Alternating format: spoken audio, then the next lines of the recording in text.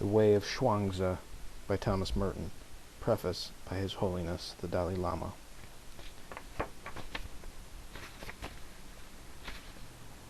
A tribute to Thomas Merton, His Holiness the Dalai Lama. I have been moved a great deal today at this memorial, a recollection of the life of Thomas Merton, and I am very happy that we have done this. From the point of view of a religious practitioner, and in particular as a monastic, Thomas Merton really is someone we can look up to. From one point of view, he had the complete qualities of hearing, which means study, contemplating, thinking on the teachings, and of meditation. He also had the qualities of being learned, disciplined, and having a good heart. He not only was able to practice himself, but his perspective was very, very broad.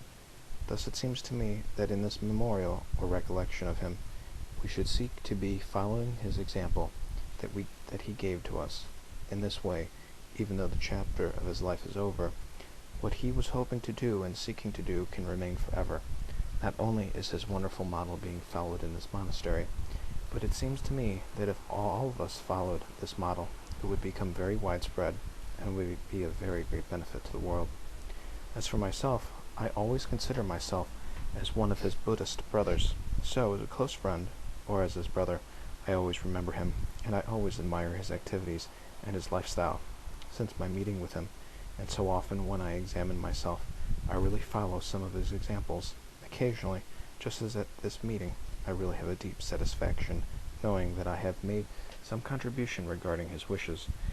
And so, for the rest of my life, the impact of meeting him will remain until my last breath. I really want to state that I make this commitment, and this will remain until my last breath. Thank you very much. Abbey of Gethsemane, Trappist, Kentucky, July 1996. A note to the reader. The rather special nature of this book calls for some explanation. The texts from Zhuangzi, assembled here, are the result of 5 years of reading, studying, annotation, and meditation. The notes have in time acquired a shape of their own, and have become, as it were, imitations of Zhuangzi, or rather free interpretive readings of characteristic passages, which appeal specially to me. These readings of my own grew out of a comparison of 4 of the best translations of Zhuangzi into Western languages, 2 English, 1 French, and 1 German. In reading these translations, I found very notable differences, and soon realized that all who have translated Zhuangzi have had to do a great deal of guessing. Their guesses reflect not only their degree of Chinese scholarship, but also their own grasp of the mysterious way described by a master writing in Asia nearly 2,500 years ago. Since I know only a few Chinese characters, I obviously am not a translator. These readings are then not attempts at faithful reproduction, but ventures in personal and spiritual interpretation. Inevitably, any rendering of Zhuangzi is bound to be very personal, though from the point of view of scholarship, I am not even a dwarf sitting on the shoulders of these giants, and though not all my renderings can even qualify as poetry, I believe that a certain type of reader will enjoy my intuitive approach to a thinker who is subtle, funny, provocative, and not easy to get at. I believe this not on blind faith, but because those who have seen the material in manuscript have given evidence of liking it and have encouraged me to make a book out of it. Thus, though I do not think that this book calls for blame, if someone wants to be unpleasant about it, he can blame me and my friends, and especially Dr. John Wu, who is my chief abitur and accomplice, and has been of great help in many ways. We are in this together, and I might as well add that I have enjoyed writing this book more than any other I can remember. So I declare myself obdurately impenitent. My dealings with Zhuangzi have been most rewarding. John has a theory that in some former life I was a Chinese monk. I do not know about that. Of course, I hasten to assure everyone that I do not believe in reincarnation, and neither does he. But I have been a Christian monk for nearly 25 years, and inevitably, one comes in time to see life from a viewpoint that has been common to solitaries and recluses in all ages and in all cultures. One may dispute the thesis that all monasticism, Christian or non-Christian, is essentially one. I believe that Christian monasticism has obvious characteristics of its own. Nevertheless, there is a monastic outlook which is common to all those who have elected to question the value of a life submitted entirely to arbitrary secular presuppositions. dictated by social convention and dedicated to the pursuit of temporal satisfactions, which are perhaps only a mirage. Whatever may be the value of life in the world, there have been, in all cultures, men who have claimed to find something they vastly prefer in solitude. St. Augustine once made a rather strong statement, which he later qualified, saying, "That which is called the Christian religion existed among the ancients, never did not exist from the beginning of the human race until Christ came in the flesh." De Vera Religion, Chapter 10. It would certainly be an exaggeration to call Zhuangzi a Christian, and it is not my intention to waste time in speculation as to what possible rudiments of theology might be discovered in his mysterious statements about Tao. This book is not intended to prove anything or to convince anyone of anything that he does not want to hear about in the first place. In other words, it is not a new apologetic subtlety, or indeed a work of Jesuitical sleight of hand, in which Christian rabbits will suddenly appear by magic out of a Taoist hat. I simply like Zhuangzi because he is what he is, and I feel no need to justify this liking to myself or to anyone else. He is far too great to need any apologies from me. If St. Augustine could read Plotinus, if St. Thomas could read Aristotle and Averroes, both of them certainly a long way further from Christianity than Zhuangzi ever was, and if Teilhard de Chardin could make copious use of Marx and Engels in his synthesis, I think I may be pardoned for consorting with a Chinese recluse who shares the climate and peace of my own kind of solitude, and who is my own kind of person. His philosophical temper is, I believe, profoundly original and sane. It can, of course, be misunderstood, but it is basically simple and direct. It seeks, as does all the great philosophical thought, to go immediately to the heart of things. Zhuangzi is not concerned with words, formulas about reality, but with the direct existential grasp of reality in itself. Such a grasp is necessarily obscure and does not lend itself to abstract analysis. It can be presented in a parable, a fable, or a funny story about a conversation between two philosophers. Not all the stories are necessarily by Zhuangzi himself. Indeed, some are about him. The Zhuangzi book is a compilation in which some chapters are almost certainly by the master himself, but many others, especially the later ones, are by his disciples. The whole Zhuangzi book is an anthology of the thought, the humor, the gossip, and the irony that were current in Taoist circles in the vast period, the 4th and 3rd centuries B.C. But the whole teaching, the way contained in these anecdotes, poems, and meditations, is characteristic of a certain mentality found everywhere in the world, a certain taste for simplicity, for humility, self-effacement, silence, and in general a refusal to take seriously the aggressivity, the ambition, the push, and the self-importance which one must display in order to get along in society. This other is a way that prefers not to get anywhere in the world, or even in the field of some supposedly spiritual attainment. The book of the Bible, which most obviously resembles the Taoist classics, is Ecclesiastes, but at the same time there is much in the teaching of the Gospels on simplicity, childlikeness, and humility which responds to the deepest aspirations of the Zhuangzi book and the Tao Te Ching. John Wu has pointed this out in a remarkable essay on Saint Therese of Lisieux and Taoism, presently to be republished in a book together with his study of Zhuangzi. Now Ecclesiastes is a book of earth, and the gospel ethic is an ethic of revelation made on earth of a God incarnate. The little way of Therese of Lisieux is an explicit renunciation of all exalted and disincarnate spiritualities that divide man against himself, putting one half in the realm of angels and the other in an earthly hell. For Zhuangzi, as for the gospel, to lose one's life is to save it, and to seek to save it for one's own sake is to lose it. There is an affirmation of the world that is nothing but ruin and loss. There is a renunciation of the world that finds and saves man in his own home, which is God's world. In any event, the way of Zhuangzi is mysterious because it is so simple that it can get along without being a way at all. Least of all, is it a way out? Zhuangzi would have agreed with St. John of the Cross, that you enter upon this kind of way when you leave all ways and, in some sense, get lost. Abbey of Gethsemane, Pentecost, 1965. The Way of Zhuangzi, a study of Zhuangzi.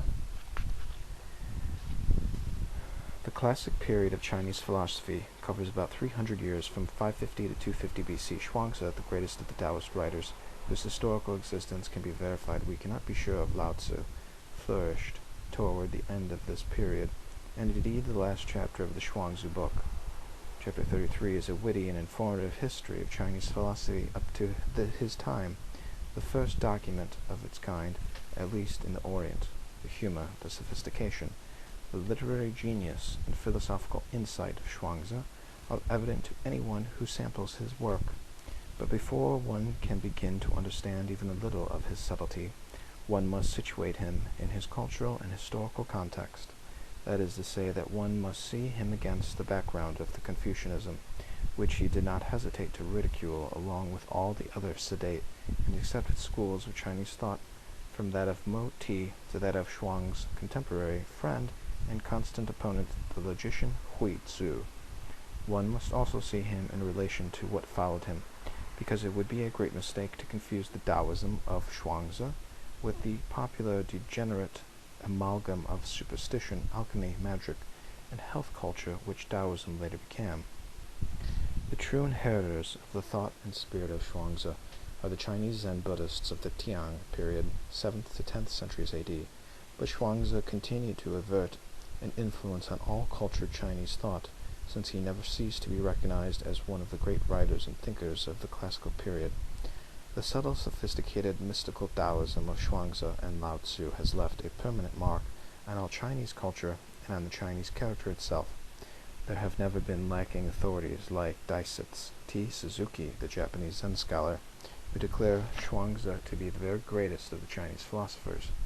There is no question that the kind of thought and culture represented by Zhuangzi was what transformed highly speculative Indian Buddhism into the humorous, iconoclastic, and totally practical kind of Buddhism that was to flourish in China and in Japan in the various schools of Zen. Zen throws light on Zhuangzi, and Zhuangzi throws light on Zen. However, let us be on our guard. This reference to Zen, which naturally suggests itself at a time when Zen is still somewhat popular in the Western world, may be a clue, but it may also be a misleading cliché. There are quite a few Western readers who have in one way or another heard about Zen and even tasted a little of it with the tip of the tongue. But tasting is one thing and swallowing is another, especially when having once only tasted, one proceeds to identify the thing tasted with something else which it seems to resemble. The fashion of Zen in certain Western circles fits into the rather confused pattern of spiritual revolution and renewal. It represents a certain understandable dissatisfaction with conventional spiritual patterns and with ethical and religious formalism. It is a symptom of Western man's desperate need to recover spontaneity and depth in a world which his technological skill has made rigid, artificial, and spiritually void. But in its association with the need to recover authentic sense experience, Western Zen has become identified with a spirit of improvisation and experimentation, with a sort of moral anarchy that forgets how much tough discipline and what severe traditional mores are presupposed by the Zen of China and Japan. So also with Zhuangzi, he might easily be read today as one preaching a gospel of license and uncontrol. Zhuangzi himself would be the first to say that you cannot tell people to do whatever they want when they don't even know what they want in the first place. Then also we must realize that while there is a certain skeptical and down-to-earth quality in Zhuangzi's critique of Confucianism, Zhuang's philosophy is essentially religious and mystical. It belongs in the context of a society in which every aspect of life was seen in relation to the sacred.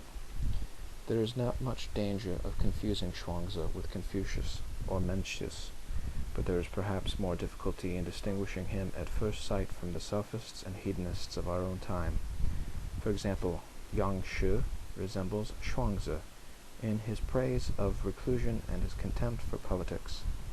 He bases a philosophy of evasion, which is frankly egotistical, on the principle that the bigger and more valuable the tree is, the more likely it is to fall victim to the hurricane, or to the Liberman's axe. The avoidance of political responsibility was therefore essential to Yang's idea of personal happiness, and he carried this to such an extent that Mencius said of him, Though he might have benefited the whole world by plucking out a single hair, he would not have done it. However, even in Yang Chu's hedonism we can find elements which remind us of our own modern concern with the person. For instance, the idea that the life and integrity of the person remain of greater value than any object or any function to which the person may be called to devote himself, at the risk of alienation. But a personalism that has nothing to offer but evasion will not be a genuine personalism at all, since it destroys the relationships without which the person cannot truly develop. After all, the idea that one can seriously cultivate his own personal freedom merely by discarding inhibitions and obligations to live in self-centered spontaneity results in the complete decay of the true self and of its capacity for freedom. Personalism and individualism must not be confused. Personalism gives priority to the person and not the individual self. To give priority to the person means respecting the unique and inalienable value of the other person, as well as one's own. For respect that is centered only on one's individual self to the exclusion of others proves itself to be fraudulent. The classic Jew philosophy of Confucius and his followers can be called a traditional personalism, built on the basic social relationships and obligations that are essential to a humane life, and that, when carried out as they should be, develop the human potentialities of each person in his relationship to others. In fulfilling the commands of nature as manifested by tradition, that are essentially commands of love, man develops his own inner potential for love, understanding, reverence, and wisdom. He becomes a superior man, or a noble-minded man, fully in harmony with heaven, earth, his sovereign, his parents and children, and his fellow men by his obedience to Tao. The character of the superior man or noble-minded man, according to Jew philosophy, is constructed around a four-sided mandala of basic virtues. The first of these is compassionate and devoted to love, charged with deep empathy and sincerity. It enables one to identify with the troubles and joys of others as if they were one's own. This compassion is called Jian, and is sometimes translated human-heartedness. The second of the basic virtues is that sense of justice, responsibility, duty, obligation to others, which is called Yi. It must be observed that Zhu philosophy insists that both Zhen and Yi are completely disinterested. The mark of the noble-minded man is that he does not do things simply because they are pleasing or profitable to him, but because they flow from an unconditional moral imperative. They are things that he sees to be right and good in themselves.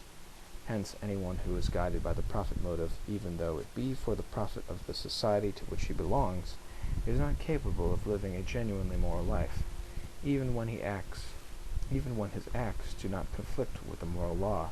They remain immoral because they are motivated by the desire of profit and not the love of the good. The other two basic virtues of Jew are necessarily to complete this picture of wholeness and humanness. Li is something more than exterior and ritual correctness. It is the ability to make use of ritual forms to give full outward expression to the love and obligation by which one is bound to others. Li is the acting out of veneration and love, not only for parents, for one's sovereign, for one's people, but also for heaven and earth. It is a liturgical contemplation of the religious and metaphysical structure of the person, the family, society, and the cosmos itself. The ancient Chinese liturgists made observations of all the movements under the sky, directing their attention to the interpenetrations which take place in them. This with a view to putting into effect right rituals. One's individual self should be lost in the ritual disposition, in which one emerges as a higher liturgical self, animated by the compassion and respect which have traditionally informed the deepest responses of one's family and people in the presence of heaven. Tian. One learns by Li to take one's place gratefully in the cosmos and in history. Finally, there is wisdom, Qi, that embraces all the other virtues in a mature and religious understanding, which orients them to their living fulfillment. This perfect understanding of the way of heaven finally enables a man of maturity and long experience to follow all the inmost desires of his heart, without disobeying heaven.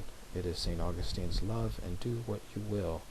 But Confucius did not claim to have reached this point until he was 70. In any case, the man who has attained Qi, or wisdom, has learned spontaneous inner obedience to heaven, and is no longer governed merely by external standards. But a long and arduous discipline by external standards remains absolutely necessary. These sound and humane ideals, admirable in themselves, were socially implemented by a structure of duties, rites, and observances that would seem to us extraordinarily complex and artificial.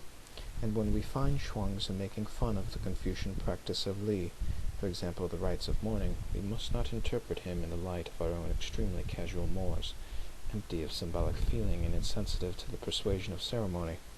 We must remember that we ourselves are living in a society which is almost unimaginably different from the Middle Kingdom in 300 BC.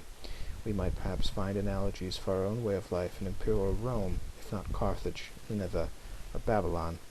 Though the China of the 4th century was not without its barbarities, it was probably more refined, more complex, and more humane than the cities that the Apocalypse of John portrayed as typical of worldly brutality, greed, power.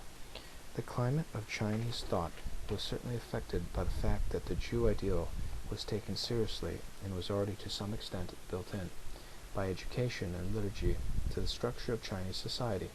We must not, however, imagine anachronistically that in the time of Zhuangzi the Chinese governing class was systemically educated in mass according to Confucian principles, as happened later. If Zhuangzi reacted against the Jew doctrine, it was not in the name of something lower, the animal spontaneity of the individual who does not want to be bothered with a lot of tiresome duties, but in the name of something altogether higher. This is the most important fact to remember when we Westerners confront the seeming antinomianism of Zhuangzi or of the Zen masters. Zhuangzi was not demanding less than Zhen and Yi, but more. His chief complaint of Zhu was that it did not go far enough. It produced well-behaved and virtuous officials, indeed cultured men, but it nevertheless limited and imprisoned them within fixed external norms, and consequently made it impossible for them to act really freely and creatively in response to the ever-new demands of unforeseen situations. Jew philosophy also appealed to Tao, as did Chuangzi. In fact, all Chinese philosophy and culture tend to be Taoist, in a broad sense, since the idea of Tao is, in one form or another, central to traditional Chinese thinking. Confucius could speak of my Tao. He could demand that the disciple set his heart on the Tao.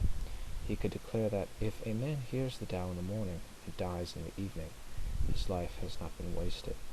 And he could add that if a man reaches the age of 40 or 50 without ever hearing the Tao, there is nothing worthy of respect in him. Yet Zhuangzi believed that the Tao in which Confucius set his heart was not the great Tao, that is invisible and incomprehensible. It was a lesser reflection of Tao as it manifests itself in human life. It was the traditional wisdom handed down by the ancients, the guide to practical life, the way of virtue. In the first chapter of the Tao Te Ching, Lao Tzu distinguished between the eternal Tao, that cannot be named, which is the nameless and unknowable source of all being, and the Tao that can be named, which is the mother of all things. Confucius may have had access to the manifest aspects of the Tao that can be named, but the basis of all Zhuangzi's critique of Jew philosophy is that it never comes near to the Tao that cannot be named, and indeed takes no account of it. Until relatively late works like the Doctrine of the Mean, which are influenced by Taoism, Confucius refused to concern himself with a Tao higher than that of man precisely because it was unknowable and beyond the reach of rational discourse. Zhuangzi held that only when one was in contact with the mysterious Tao which is beyond all existent things, which cannot be conveyed either by words or by silence, and which is apprehended only in a state which is neither speech nor silence, could one really understand how to live. To live merely according to the Tao of man was to go astray. The Tao of Jew philosophy is, in the words of Confucius, threading together into one the desires of the self and the desires of the other. This can therefore be called an ethical Tao, or the Tao of man, the manifestation and act of a principle of love and justice. It is It is identifiable with the golden rule, treating others as one would wish to be treated oneself. But it is not the Tao of heaven. In fact, as Confucianism developed, it continued to divide and subdivide the idea of Tao until it became simply a term indicating an abstract universal principle in the realm of ethics. Thus, we hear of the Tao of fatherhood, the Tao of sonship, the Tao of wifeliness, and the Tao of ministership. Nevertheless, when Confucian thought was deeply influenced by Taoism, these various human Taos could and did become fingers pointing to the invisible and the divine Tao. This is clear, for the instance, in the Tao of paintings. Throughout the course of Chinese painting, the common purpose has been to reaffirm the traditional human Tao and to transmit the ideas, principles, and methods that have been tested and developed by the masters of each period as the means of expressing the harmony of the Tao. Chuang Tzu drily observed that the pursuit of the ethical Tao became illusory if one sought for others what was good for oneself without really knowing what was good for oneself. He takes up this question of the good in a meditation that I have called Perfect Joy. First of all, he denies that happiness can be found by hedonism or utilitarianism, the profit motive of Moti. The life of riches, ambition, pleasure is in reality an intolerable servitude in which one lives for what is always out of reach, thirsting for survival in the future, and incapable of living in the present. The Jew philosopher would have no difficulty in agreeing that the motive of profit or pleasure is unworthy of a true man. But then Zhuangzi immediately turns against Jew and criticizes the heroic and self-sacrificing public servant, the superior man or virtue formed in the school of Confucius. His analysis of the ambiguities of such a life may perhaps seem subtle to us, living as we do in such a different moral climate. Zhuangzi's concern with the problem that the very goodness of the good and the nobility of the great may contain the hidden seed of ruin is analogous to the concern that Sophocles or Aeschylus felt a little earlier in the West. Zhuangzi comes up with a different answer in which there is less of religious mystery. To put it simply, the hero of virtue and duty ultimately lands himself in the same ambiguities as the hedonist and the utilitarian. Why? Because he aims at achieving the good as object. He engages in a self-conscious and deliberate campaign to do his duty, in the belief that this is right and therefore productive of happiness.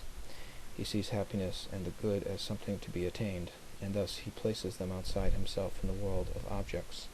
In so doing, he becomes involved in a division from which there is no escape, between the present, in which he is not yet in possession of what he seeks, and the future in which he thinks he will have what he desires, between the wrong and the evil, the absence of what he seeks, and the good that he hopes to make present by his efforts to eliminate the evils, between his own idea of right and wrong, and the contrary idea of right and wrong held by some other philosophical school, and so on. Zhuangzi does not allow himself to get engaged in this division by taking sides. On the contrary, he feels that the trouble is not merely with the means the Jew philosopher chooses to attain his ends, but with the ends themselves. He believes that the whole concept of happiness and unhappiness is ambiguous from the start. Since it is situated in the world of objects, this is no less true of more refined concepts like virtue, justice, and so on. In fact, it is especially true of good and evil, or right and wrong. From the moment they are treated as objects to be attained, these values lead to delusion and alienation. Therefore, Zhuangzi agrees with the paradox of Lao Tzu. When all the world recognizes good as good, it becomes evil, because it becomes something that one does not have, and which one must constantly be pursuing until, in effect, it becomes unattainable. The more one seeks the good outside oneself as something to be acquired, the more one is faced with the necessity of discussing, studying, understanding, analyzing the nature of the good. The more, therefore, one becomes involved in abstractions and in the confusion of divergent opinions, the more the good is objectively analyzed, the more it is treated as something to be attained by special virtuous techniques. The less real it becomes. As it becomes less real, it recedes further into the distance of abstraction, futurity, unattainability.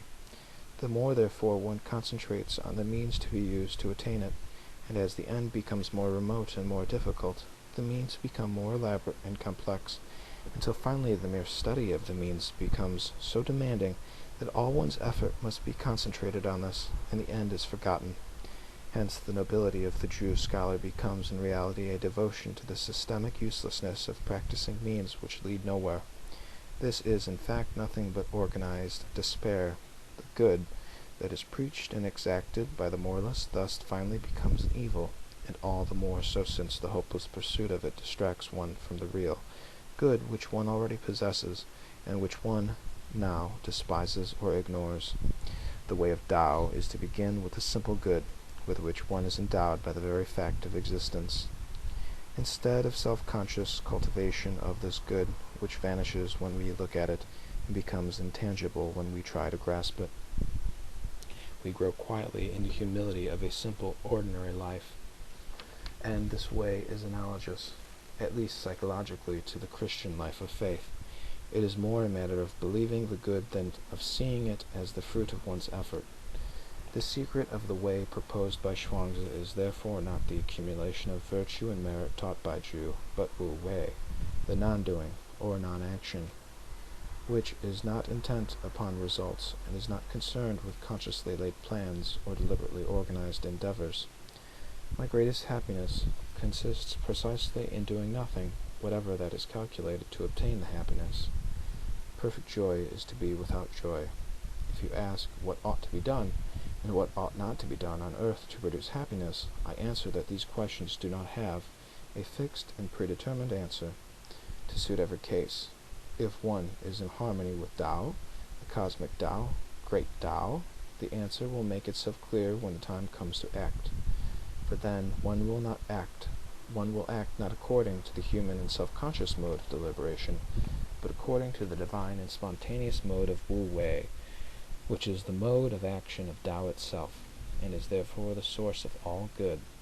The other way, the way of conscious striving, even though it may claim to be a way of virtue, is fundamentally a way of self-aggrandizement, and it is consequently bound to come into conflict with Tao. Hence it is self-destructive, for what is against Tao will cease to be. This explains why the Tao Te Ching, criticizing Jew philosophy, says that the highest virtue is non-virtuous, and therefore it has virtue. But low virtue never frees itself from virtuousness, therefore it has no virtue. Zhuangzi is not against virtue. Why should he be? But he sees that mere virtuousness is without meaning and without deep effect either in the life of the individual or in society. Once this is clear, we see that Zhuangzi's ironic statements about righteousness and ceremonies are made not in the name of lawless hedonism and antinomianism, but in the name of that genuine virtue which is beyond virtuousness. Once this is clear, one can reasonably see a certain analogy between Zhuangzi and St. Paul. The analogy must certainly not be pushed too far. Zhuangzi lacks the profoundly theological mysticism of St. Paul, but his teaching about the spiritual liberty of Wu Wei and the relation of virtue to the indwelling Tao is analogous to Paul's teaching on faith and grace. Contrasted with the works of the Old Law, the relation of the Zhuangzi book to the Analects of Confucius is not unlike that of the epistles to the Galatians and Romans to the Torah. For Zhuangzi, the truly great man is therefore not the man who has, by a lifetime of study and practice, accumulated a great fund of virtue and merit, but the man in whom Tao acts without impediment, the man of Tao. Several of the texts in this present book describe the man of Tao. Others tell us that he is not. One of the most instructive in this respect is the long and delightful story of the anxiety-ridden, perfectionistic disciple of King Sang-Chu, who is sent to Lao Tzu to learn the elements. He is told that if you persist in trying to attain what is never attained, in destroying about what cannot be understood, you will be destroyed. On the other hand, if he can only know when to stop, be content to wait, listen, and give up his own useless strivings, this melts the ice. Then he will begin to grow without watching himself grow, and without any appetite for self-improvement. Zhuangzi, surrounded by ambitious and supposedly practical men, reflected that these operators knew the value of the useful, but not the greater value of the useless. As John Wu has put it, to Zhuangzi, the world must have looked like a terrible tragedy written by a great comedian. He saw scheming politicians falling into pits they had dug for others.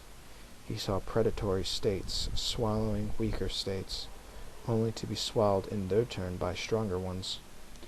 Thus, the much vaunted utility of the useful talents proved not only useless, but self-destructive. The man of Tao will prefer obscurity and solitude. He will not seek public office, even though he may recognize that the Tao which inwardly forms the sage, outwardly forms the king. In the turtle, Zhuangzi delivers a curt and definite refusal to those who come to tempt him away from his fishing on the riverbank in order to give him a job in the capital. He has an even more blunt response when his friend Tzu suspects him of plotting to supplant him in his official job, Owl and Phoenix. On the other hand, Zhuangzi is not merely a professional recluse. The man of Tao does not make the mistake of giving up self-conscious virtuousness in order to immerse himself in an even more conscious contemplative recollection. One cannot call Zhuangzi a contemplative in the sense of one who adopts a systematic program of spiritual self-purification in order to attain to certain definite interior experiences, or even merely to cultivate the interior life. Zhuangzi would condemn this just as roundly as the cultivation of anything else on an artificial basis. All deliberate, systematic, and reflexive self-cultivation, whether active or contemplative, personalistic or politically committed, cuts one off from the mysterious but indispensable contact with Tao, the hidden mother of all life and truth. One of the things that causes the young disciple of King Sang Chu to be so utterly frustrated is precisely that he shuts himself up in a cell and tries to cultivate qualities which he thinks desirable and get rid of others which he dislikes. A contemplative and interior life which would simply make the subject more aware of himself and permit him to become obsessed with his own interior progress would, for Chuangzi, be no less an illusion than the active life of the benevolent man who would try to be his own efforts to impose his idea of the good on those who might oppose this idea, and thus in his eyes become enemies of the good. The true tranquility sought by the man of Tao is Ying-Ning, tranquility in the action of non-action. In other words, a tranquility which transcends the division between activity and contemplation by entering into union with the nameless and invisible Tao. Zhuangzi insists everywhere that this means abandoning the need to win. See the fighting cock. In Monkey Mountain, he shows the peril of cleverness and virtuosity, and repeats one of his familiar themes that we might summarize as, "No one is so wrong as the man who knows all the answers." Like Lao Tzu, Master Shuang preaches an essential humility, not the humility of virtuousness and conscious self-abasement, which in the end is never entirely free from the unctuousness of Uriah Heep, but the basic, one might say ontological or cosmic humility of the man who fully realizes his own nothingness and becomes totally forgetful of himself, like a dry tree stump, like dead ashes. One may call this humility cosmic, but only because it is rooted in the true nature of things, but also because it is full of life and awareness, responding with boundless vitality and joy to all living beings. It manifests itself everywhere by Franciscan simplicity and connaturality with all living creatures. Half the characters who are brought before us to speak the mind of Zhuangzi are animals, birds, fishes, frogs, and so on. Zhuangzi's Taoism is nostalgic for the primordial climate of paradise, in which there was no differentiation, in which man was utterly simple, unaware of himself, living at peace with himself, with Tao, and with all other creatures. But for Shuang, this paradise is not something that has been irrevocably lost by sin, and cannot be regained except by redemption.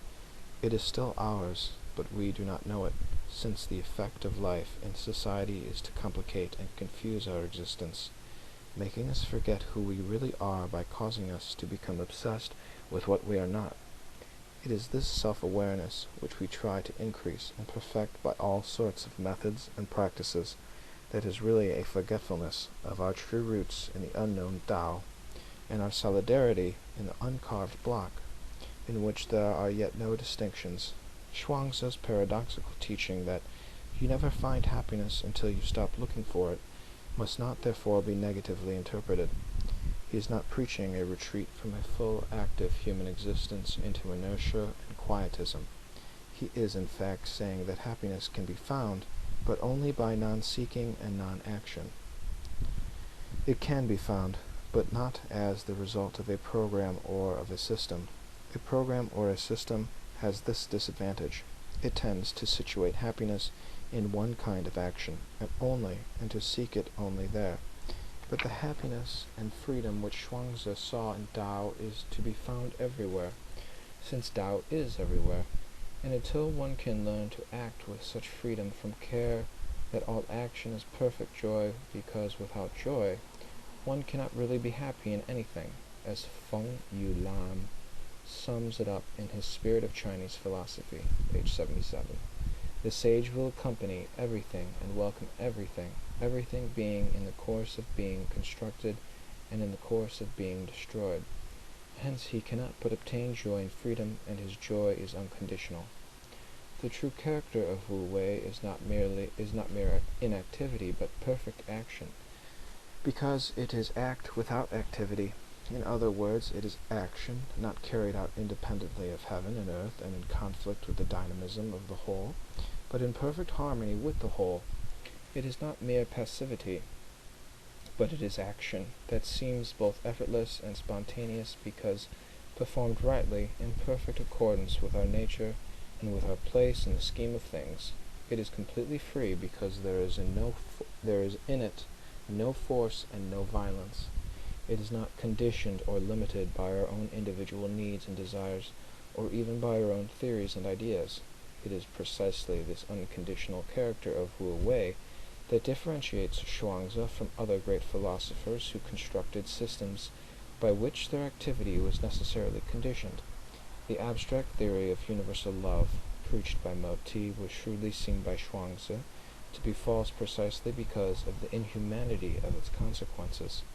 In theory, Merton held that all men should be loved with an equal love, that the individual should find his own greatest good in loving the common good of all, that universal love was rewarded by the tranquility, peace, and good order of all, and the happiness of the individual. But this universal love will be found upon examination, like most other utopian projects, to make such severe demands upon human nature that it cannot be realized, and indeed, even if it could be realized, it would in fact cramp and distort man, eventually ruining both him and his society. Not because love is not good and natural to man, but because a system constructed on a theoretical and abstract principle of love ignores certain fundamental and mysterious realities of which we cannot be fully conscious. And the price we pay for this inattention is that our love in fact becomes hate. Hence the society of universal love planned by Merton was drab, joyless, and grim, since all spontaneity was regarded with suspicion. The humane and ordered satisfactions of the Confucian life of friendship, ritual, music, and so on were all banned by Merton. It is important to remember that in his case, Zhuangzi defends music and writes, though in other places he laughs at exaggerated love of them. Merton, he said, would have no singing in life, no mourning in death. Notwithstanding, men will sing. He condemns singing. Men will mourn, and still he condemns mourning. Men will express joy, and still he condemns it. Is this truly in accord with man's nature? In life, toil; in death, stinginess. His way is one of hard-heartedness. From such a passage as this we can see that Zhuangzi's own irony about elaborate funerals is to be seen in the right light. The amusing, and of course entirely fictitious, description of Lao Tzu's wake gives Zhuangzi an opportunity to criticize not mourning as such, or even piety towards one's master, but the artificial attachments formed by a cult of the master as a master. The Tao of discipleship is for Zhuangzi a figment of the imagination, and it can in no way substitute for the great Tao, in which all relationships find the proper order and expression. That Zhuangzi should be able to take one side of a question in one place and the other side in another context warns us that in reality he is beyond mere partisan dispute. Though he is a social critic, his criticism is never bitter or harsh. Irony and parable are his chief instruments, and the whole climate of his work is one of tolerant impartiality, which avoids preaching and recognizes the uselessness of dogmatizing about obscure ideas that even the philosophers were not prepared to understand. Though he did not follow other men in their follies, he did not judge them severely. He knew that he had follies of his own, and had the good sense to accept the fact and enjoy it. In fact, he saw that one basic characteristic of the sage is that he recognizes himself to be as other men are. He does not set himself apart from others and above them, and yet there is a difference. He differs in his heart from other men, since he is centered on Tao and not on himself. But he does not know in what way he is different. He is also aware of his relatedness to others, his union with them, but he does not understand this either. He merely lives it. The key to Zhuangzi's thought is the complementarity of opposites, and this can be seen only when one grasps the central pivot of Tao, which passes squarely through both yes and no. I and not I. Life is a continual development. All beings are in a state of flux. Zhuangzi would have agreed with Heraclitus. What is impossible today may suddenly become possible tomorrow. What is good and pleasant today may tomorrow become evil and odious. What seems right from one point of view may, when seen from a different aspect, manifest itself as completely wrong. What then should the wise man do? Should he simply remain indifferent and treat right and wrong, good and bad, as if they were all the same? Zhuangzi would be the first to deny that they were the same, but in so doing he would refuse to grasp one or the other and cling to it as to an absolute. When a limited and conditioned view of good is erected to the level of an absolute, it immediately becomes an evil because it excludes certain complementary elements which are required if it is to be fully good.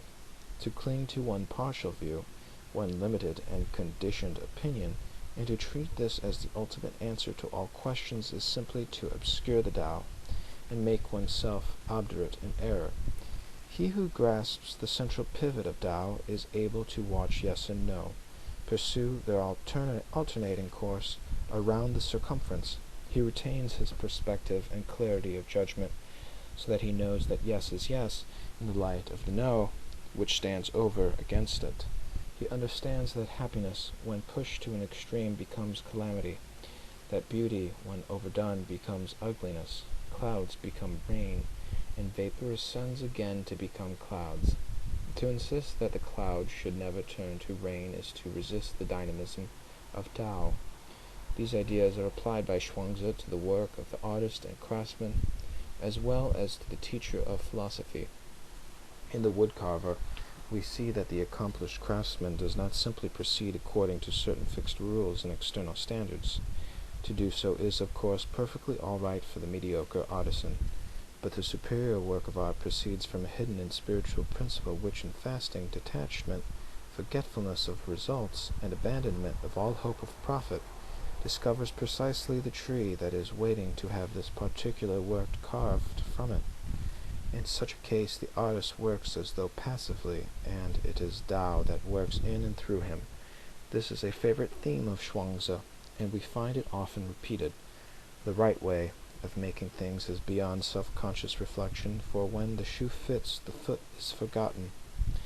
In the teaching of philosophy, Zhuangzi is not in favor of putting on tight shoes and that make the disciple intensely conscious of the fact that he has feet because they torment him. For that very reason, Zhuang is critical not only of Confucians who are too attached to method and system, but also of Taoists who try to impart knowledge of the unnameable Tao when cannot be imparted, and when the hearer is not even ready to receive the first elements of instruction about it. Symphony for a seabird is to be read in this light. It does not apply merely to the deadening of spontaneity by an artificial insistence on true philosophy, but also to a wrong-headed and badly timed zeal in the communication of Tao. In fact, Tao cannot be communicated, yet it communicates itself in its own way when the right moment arrives. Even one who seems incapable of any instruction whatever will become mysteriously aware of Tao.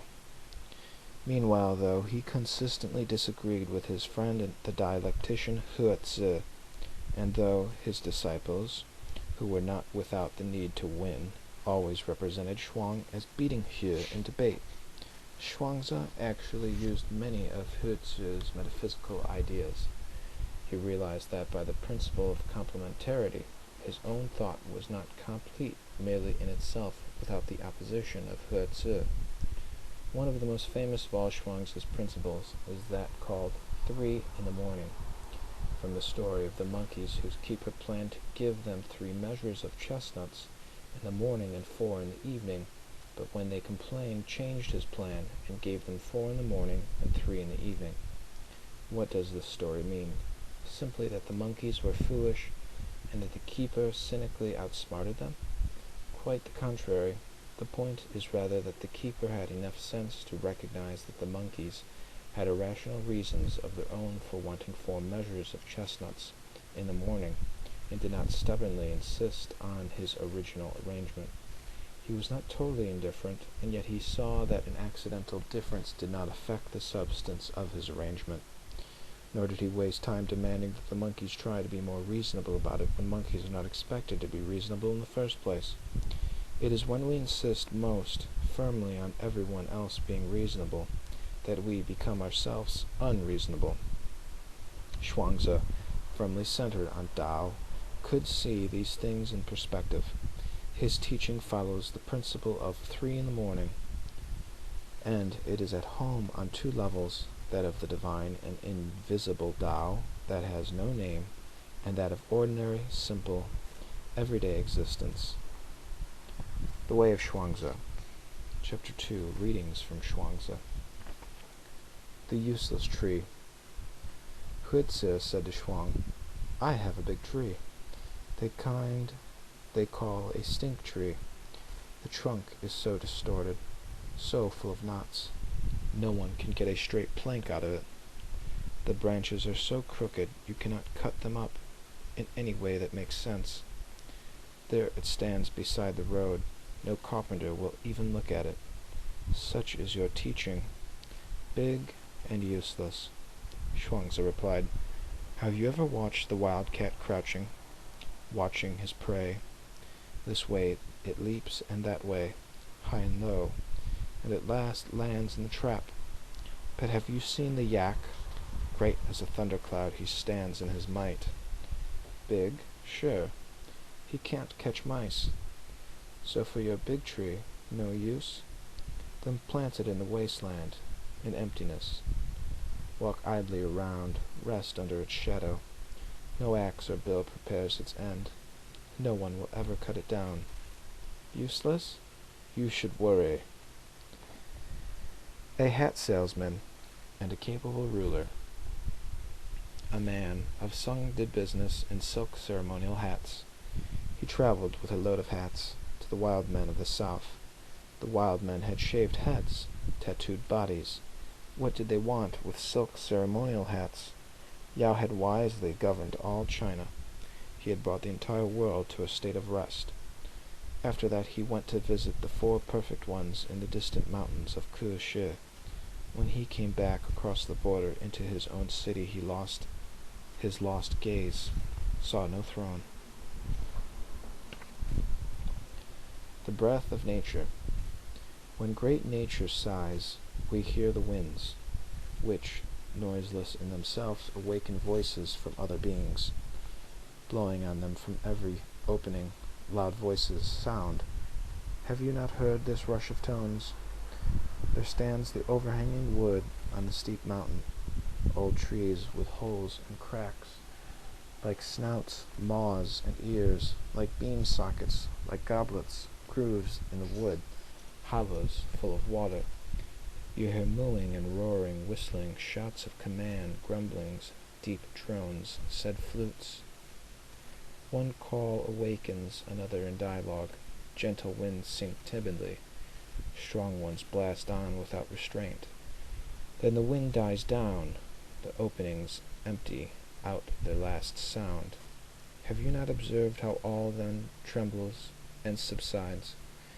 You replied, I understand. The music of earth sings through 1,000 holes. The music of man is made on flutes and instruments. What makes the music of heaven? Master Key said, something is blowing on 1,000 different holes. Some power stands behind all this and makes the sounds die down.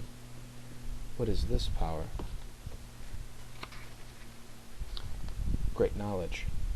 Great knowledge sees all in one. Small knowledge breaks down into the many. When the body sleeps, the soul is enfolded in one. When the body wakes, the openings begin to function. They resound with every encounter, with all the varied business of life, the strivings of the heart. Men are blocked, perplexed, lost in doubt. Little fears eat away their heart, their peace of heart. Great fears swallow them whole. Arrows shot at a target, hit and miss, right and wrong. That is what men call judgment, decision. Their pronouncements are as final as treaties between emperors. Oh, they make their point, yet the arguments fall faster and feebler than dead leaves in autumn and winter. Their talks flows out like piss, never to be recovered. They stand at last, blocked, bound, and gagged, choked up like old drain pipes. The mind fails, it shall not see light again. Pleasure and rage, sadness and joy, hopes and regrets, change and stability, weakness and decision, impatience and sloth, all are sounds from the same flute, all mushrooms from the same wet mold. Day and night follow one another and come upon us without seeing how they sprout. Enough, enough. Early and late we meet the that, from which these all grow. If there were no that, there would be no this. If there were no this, there would be nothing for all these winds to play on. So far can we go, but how shall we understand what brings it about? One may well suppose the true governor to be behind it all. That such a power works I can believe. I cannot see his form. He acts, but has no form. The pivot. Tao is obscured when men understand only one of a pair of opposites, or concentrate only on a partial aspect of being. Then clear expression also becomes muddled by mere wordplay, affirming this one aspect and denying all the rest. Hence the wrangling of Confucians and Moists. Each denies what the other affirms, and affirms what the other denies. What use is the struggle to set up no against yes, and yes against no? Better to abandon this hopeless effort and seek true light. There is nothing that cannot be seen from the standpoint of the not I, and there is nothing which cannot be seen from the standpoint of the I. If I begin by looking at anything from the viewpoint of the not I, then I do not really see it, since it is not I that sees it. If I begin from where I am and see it as I see it, then it may also become possible for me to see it as another sees it. Hence the theory of reversal, that opposites produce each other, depend on each other, and complement each other. However this may be, life is followed by death, death is followed by life. The possible becomes impossible, the impossible becomes possible. Right turns into wrong, and wrong into right. The flow of life alters circumstances, and thus things themselves are altered in their turn. But disputants continue to affirm and to deny the same things they have always affirmed and denied. ignoring the new aspects of reality presented by the change in conditions. The wise man, therefore, instead of trying to prove this or that point by logical disputation, sees all things in the light of direct intuition. He is not imprisoned by the limitations of the I, for the viewpoint of direct intuition is that of both I and not I. Hence he sees that on both sides of every argument there is both right and wrong. He also sees that in the end they are reducible to the same thing, once they are related to the pivot of Tao. When the wise man grasps this pivot, he is in the center of the circle, and there he stands while yes and no pursue each other around the circumference. The pivot of Tao passes through the center, where all affirmations and denials converge. He who grasps the pivot is at the still point from which all movements and oppositions can be seen in their right relationship. Hence he sees the limitless possibilities of both yes and no, abandoning all thought of imposing a limit or taking sides. He rests in direct intuition. Therefore I said, better to abandon disputation and seek the true light.